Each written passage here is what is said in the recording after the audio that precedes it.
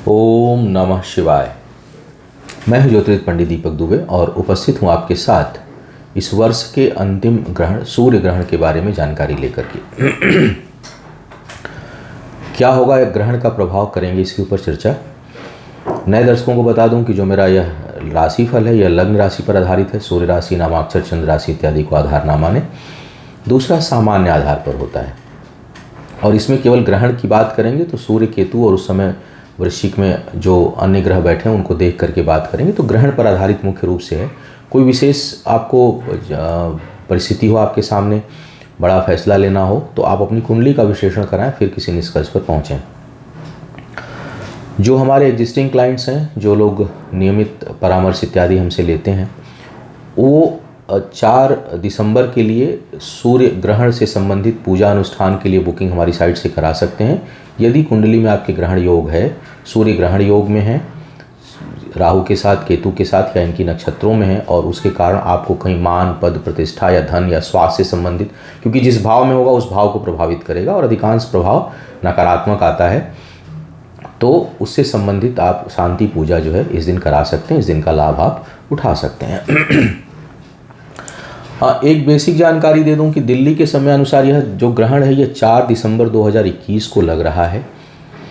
भारत में बिल्कुल दिखाई नहीं देगा, इस कारण इसका सूतक मान्य नहीं होगा। ऑस्ट्रेलिया के कुछ हिस्से, दक्षिण अमेरिका, अफ्रीका के कुछ हिस्सों में यह दिखाई पड़ेगा। जहाँ दिखाई देगा वहाँ सूतक मान्य होगा। करीब 12 घंटे पहले सूतक मान्य होता है।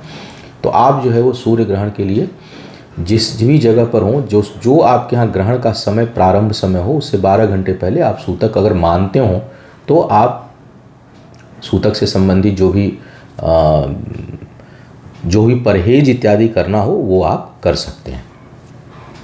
चूँकि लेकिन जहाँ सूतक मान्य नहीं है वहाँ ना तो कोई धार्मिक गतिविधियाँ रुकेंगी, ना कोई प्रतिबंध है, ना कोई जो है वो किसी प्रकार का कोई परहेज रखना है।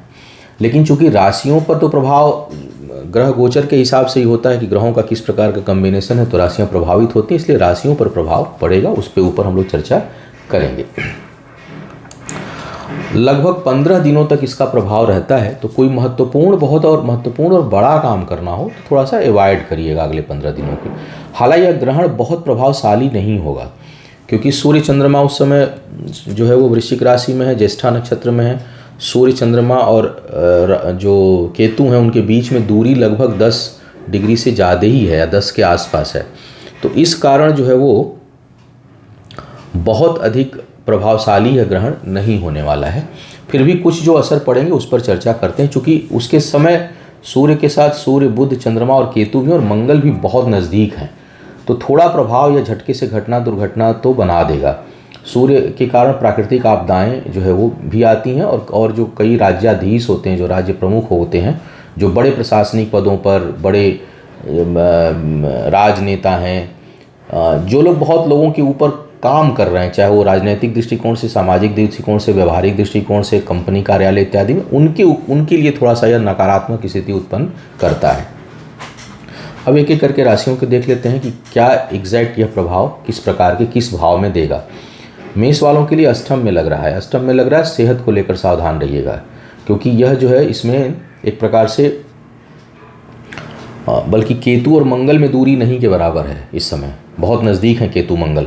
तो केतु मंगल, सूर्य, चंद्रमा, बुध एक साथ तेज घटना दुर्घटना का योग बनाएगा। वाहन इत्यादि चलाते समय खूब सावधान रहें और अपने सेहत का विशेष ध्यान रखें क्योंकि यह चोट, चपेट, शस्त्राघात और सर्जरी इत्यादि का योग यह बना सकता है। हालांकि व्यापार इत्यादि में आपको लाभ भी होगा, कार्य व्यापार में अप्रत्याशित लाभ यह आपके लिए दे सकता है। और वृषभ वालों के लिए देखा जाए तो सप्तम भाव प्रभावित हो रहा है और सप्तमेश भी ठीक स्थिति में नहीं है। ग्रहण योग सप्तम भाव में लग रहा है तो आपके लिए कहीं न कहीं कार्य व्यापार में हानि का योग देगा। झटके से नए अवसर मिलेंगे और उत्तेजित होकर के कोई आप फैसला ले सकते हैं जिसका अंतिम परिणाम ठीक नहीं होगा। तो आपको चाहिए कि कार्य व्यापार में कहीं कोई अनुबंध इत्यादि कोई अवसर मिले तो उसको कई बार जांच लें, फिर उसमें आप पढ़ें।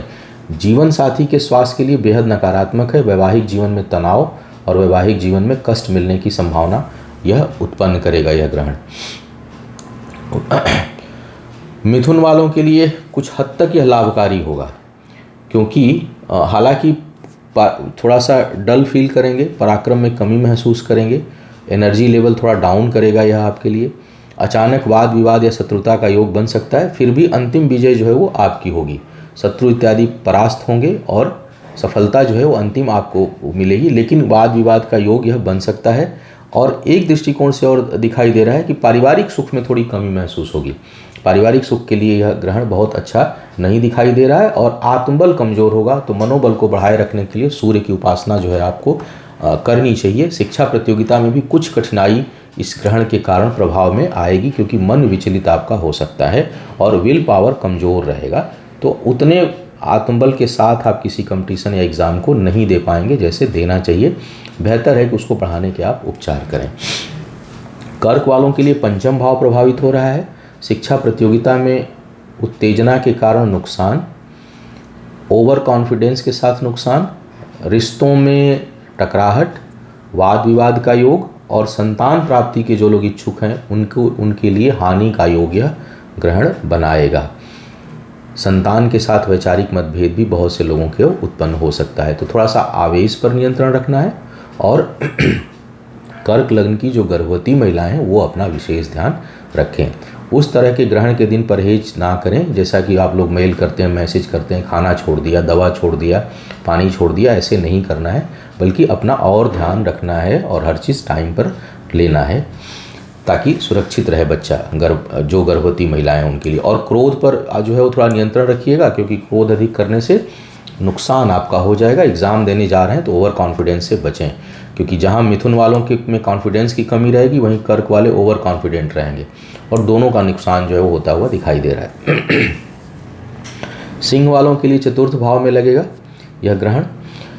कार्य व्यापार में, जैसा कि राशिफल में मैंने बताया था, और इस जो स्थिति ग्रहों की बन रही है उसमें तो कहीं ना कहीं अंतिम सफलता आपको प्राप्त होगी, लेकिन पारिवारिक जीवन के लिए ठीक नहीं है। पारिवारिक जीवन में कलह, क्लेश और कोई घटना दुर्घटना घर के सदस्यों के साथ घट सकती है, तो थोड़ा शुभता में कमी है। माँ भगवती का ध्यान करें और जो है वो उससे थोड़ा सी राहत मिलेगी। यात्राएं अगर बहुत आवश्यक ना हो तो कम से कम ग्रहण के दिन टाल दें, और 15 दिन ना टाली जा सके तो कम से कम 48 घंटे जो है उससे बचें, उससे दूर रहें, यात्राएं ना करें तो आपके लिए बेहतर रहेगा।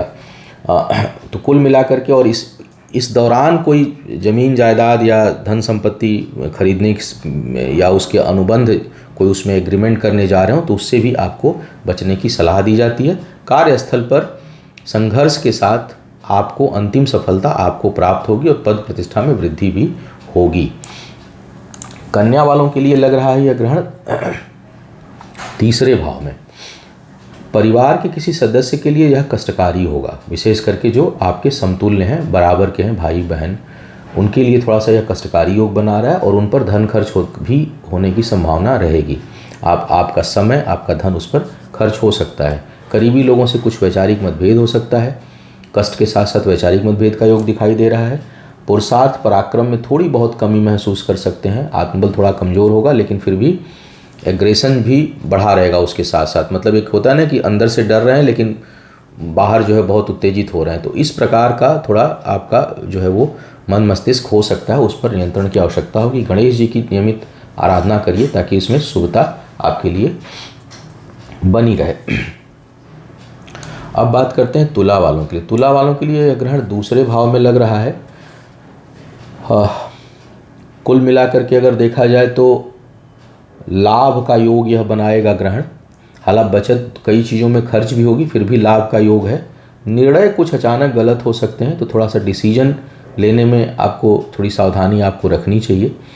और कोई क्रोध में आकर के, आवेश में आकर के आप निर्णय ना लें, क्योंकि यह स्थिति जो है वो थोड़ी आवेशित भी करेगी। एक्चुअली सूर्य, बुध, चंद्रमा, केतु और मंगल बेहद करीब हैं, तो ऐसे में क्या होता है कि हम कई बार अपने धन लाभ के प्रति इतने लालायित होते हैं, बड़ा लाभ दिखाई देता है और कुछ गलत डिसीजन हो सकता है। हालांकि बड़े लाभ का योग बनेगा आपके लिए ग्रहण के 2-4 दिन बाद, लेकिन थोड़ा संभल करके निर्णय लीजिएगा, क्योंकि वह किसी नए समस्या या वो टिके ना, इस प्रकार के योग भी दिखाई दे रहे हैं। उलझने बढ़ा सकता है, मानसिक उलझने बढ़ा सकता है आपके लिए, तो सावधान इसको लेकर के रखना है। और बातचीत करते समय अपनी वाणी पर भी आपको नियंत्रण रखना है। साथ ही साथ शरीर के निचले हिस्से में चोट चपेट और कुछ कष्ट भी आपको इस ग्रहण के प्रभाव के कारण मिल सकता है। वृश्चिक वालों की बात करूं तो यह लग्न पर ही बन रहा है, आपके लिए ग्रहण लग रहा है।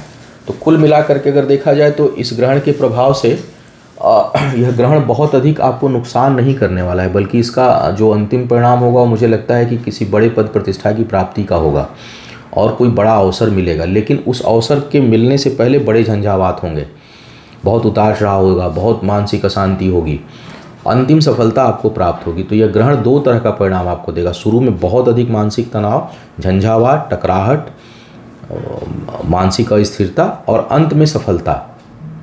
इस प्रकार का योग यह ग्रहण आपके लिए लेके आ रहा है। चोट चपेट की संभावना बनेगी, मन बहुत उतार चढ़ाव देगा, मानसिक अशांति रहेगी। तो इस कारण स्थिर भाव में रहें, जल्दबाजी में कोई काम ना करें और ना ही जल्दबाजी में वाहन इत्यादि चलाएं। तो आप इस समय को निकाल भी लेंगे और इसमें जो अच्छाइयाँ हैं उसको आप प्राप्त कर पाएंगे। धनु वालों के लिए देखा जाए तो यह ग्रहण जो लग रहा है वो द्वादश भाव में लग रहा है। शत्रु इत्यादि के लिए यह योग आपके पक्ष में है, परास्त होंगे, बड़ों का सहयोग मिलेगा। हालांकि पिता के लिए थोड़ा सा यह नकारात्मक हो सकता है, उनके सेहत का ध्यान रखिएगा। यात्राओं से लाभ होगा, सुदूर की यात्राएं हो सकती हैं आपके लिए और अप्रत्याशित धन खर्च हो सकता है। तो अपने घर के लोगों के ऊपर, यात्राओं में, परिवार के ऊपर आपका अप्रत्याशित धन खर्च जो है वह हो सकता है। स्थान परिवर्तन से लाभ का योग बनेगा। मकर वालों की बात किया जाए तो यह आपके आय स्थान पर बन रहा है और जैसा मैंने कहा कि कहीं ना कहीं जो आने वाला टाइम है उसमें तुरंत तो लाभ नहीं, तुरंत जो ग्रहण के समय अचानक एक दो दिन के लिए हानि का योग बनेगा, लेकिन उस हानि का जो अंतिम परिणाम होगा वो लाभ में परिवर्तित होगा। तो किसी बड़े लाभ का संकेत जो है यह दे रहा है। इसका जो अंतिम परिणाम है वो बड़े लाभ की ओर दर्शा रहा है। क्रोध की अधिकता रहेगी, शिक्षा प्रतियोगिता में कठिनाई महसूस होगी और उसमें सफलता जो है वो आप प्राप्त करने में के लिए आपको बहुत अधिक प्रयास करना पड़ेगा तब जाके सफलता आपको मिलेगी। कुल मिलाकर अगर मैं देखूं तो शिक्षा के लिए अशुभ और आय के लिए यह जो है वो शुभ योग बना रहा है। कुंभ वालों के लिए दशम भाव में यह बन रहा है ग्रहण योग। कार्य व्यापार में कठिनाइयों के साथ सफलता का योग बनाएगा। एक्चुअली क्या है, यहाँ पर केतु उच्च का हो रहा है, केतु सूर्य की युति बड़ी प्रभावशाली होती है। तो ये और नक्षत्र में भेद है और बुध भी साथ में है। तो इस कारण क्या होगा कि यह ग्रहण उतना नकारात्मक ना हो करके यह आपके लिए कई मामलों में बहुत फायदेमंद होगा। किसी बड़े पद प्रतिष्ठा की ओर यह संकेत कर रहा है। प्रारंभिक वाद विवाद हो सकता है। किसी की सलाह इस समय बहुत काम आ सकती है आपकी और किसी की सलाह से आप कुछ बड़े अच्छी उपलब्धियां हासिल इस समय आप कर लेंगे। व्यापार में भी बढ़ने का संकेत यह देगा। हालांकि पिता या पिता तुल्य किसी व्यक्ति के साथ वैचारिक मतभेद या उनके सुख में कमी की ओर संकेत करेगा। पारिवारिक जीवन में भी थोड़ा कलह क्लेश को यह ग्रहण जो है वो बढ़ा देगा। मीन वालों के लिए यह ग्रहण जो है वो भाग्य स्थान पे लग रहा है। कुछ प्रारंभ में भाग्यवश हानि जो है यह दे सकता है। कर्ज इत्यादि आसानी से प्राप्त हो जाएगा, लेकिन उसका जो प्रयोग है वो ठीक से करना है। उसके साथ साथ यह धोखे का योग भी बना रहा है और कहीं मान सम्मान में कमी का योग बना रहा है। तो मीन वालों के लिए यह ग्रहण बहुत शुभता लिया हुआ नहीं है।